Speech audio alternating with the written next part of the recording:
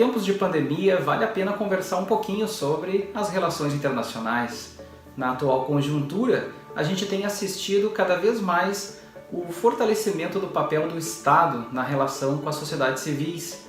Isso significa que mesmo aqueles países que têm um perfil econômico liberal, mais ortodoxo, têm adotado medidas que demonstram um compromisso do Estado com o bem-estar social.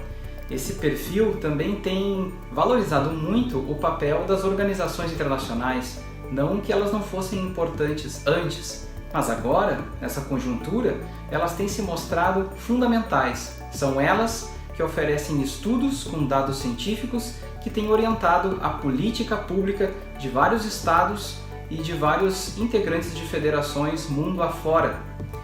Isso também demonstra que estratégias multilaterais de combate às consequências do novo coronavírus têm se mostrado acertadas.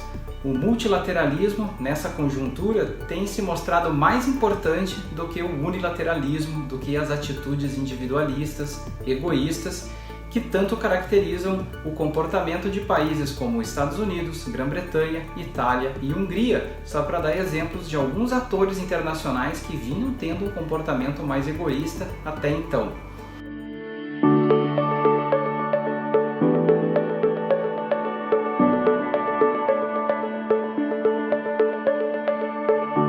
Existem momentos históricos em que a necessidade de atuação do Estado para atender demandas da sociedade ocorreram.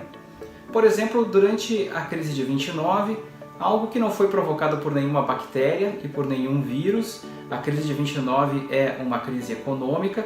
Entretanto, as consequências geradas pela crise daquele ano, a situação de depressão econômica e social que houve depois da crise de 29 empurrou muitos estados a adotar medidas de atendimento de demandas sociais.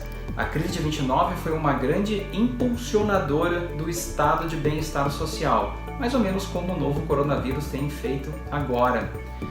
Outros momentos históricos em que o Estado se mostrou importante, o Estado foi chamado a colaborar com momentos de crise, são aqueles derivados de pandemias bem datadas historicamente. A gente poderia lembrar da gripe espanhola, da gripe aviária, da gripe suína. Esses momentos também foram marcados por uma presença maior do Estado que até mesmo aceitou mudanças orçamentárias e elevação dos gastos públicos para controlar os efeitos da doença e atender demandas da sociedade em relação a isso. Então, uma espécie de tolerância com o déficit primário ocorreu nesses momentos e é o que tem ocorrido agora também.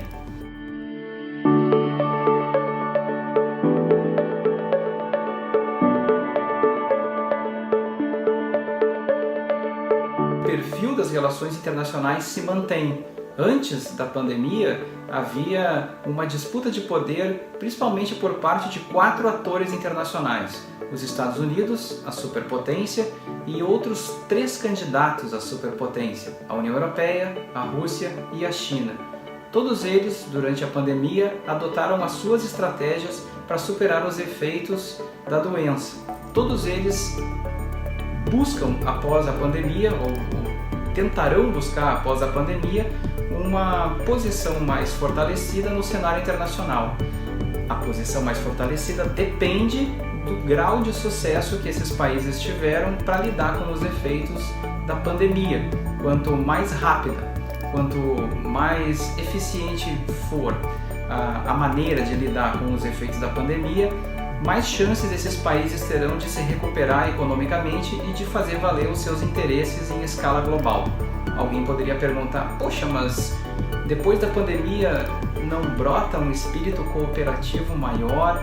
Será que não existe um estímulo ao multilateralismo, aos fóruns internacionais e ao protagonismo das organizações internacionais? Bom, olhando a história das relações internacionais, eu diria não. Terminado o momento de crise, em que o Estado é chamado a atuar, em que a cooperação internacional aparece, os interesses nacionais e a tentativa de se fortalecer individualmente no cenário externo aflora.